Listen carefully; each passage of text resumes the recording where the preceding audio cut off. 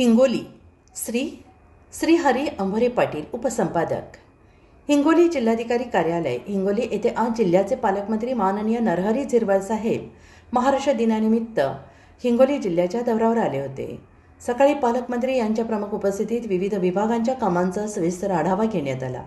या बैठकीत प्रशासनाच्या कामकाजाची लेखाजोखा प्रगती आणि विविध प्रलंबित प्रश्न आणि नागरिकाभिमुख योजनांच्या अंमलबजावणीबाबत सखोल चर्चा करण्यात आली। याच प्रसंगी गुणवंत विद्यार्थी आणि त्यांच्या पालकांचा सत्कार करून त्यांच्या यशाचे कौतुक करण्यात आले।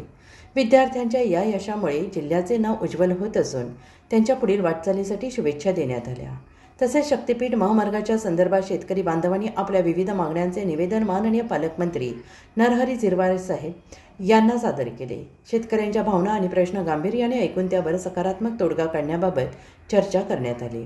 वसमत मतदारसंघाचा आमदार म्हणून जिल्ह्याच्या सर्वांगीण विकासासाठी आणि नागरिकांच्या प्रश्नांच्या निराकरणासाठी सातत्याने प्रयत्नशील राहणार हा निर्धार यावेळेस त्यांनी व्यक्त केला। यावेळी जिल्हाधिकारी राहुलजी गुप्ता, जिल्ह्याचे पोलीस अधीक्षक नीलम रोहन, हिंगोली जिल्ह्याचे खासदार नागेश पाटील आष्टीकर, आमदार तानाजी मुटकुळे, हेमंत पाटील सर्व मान्यवर उपस्थित होते।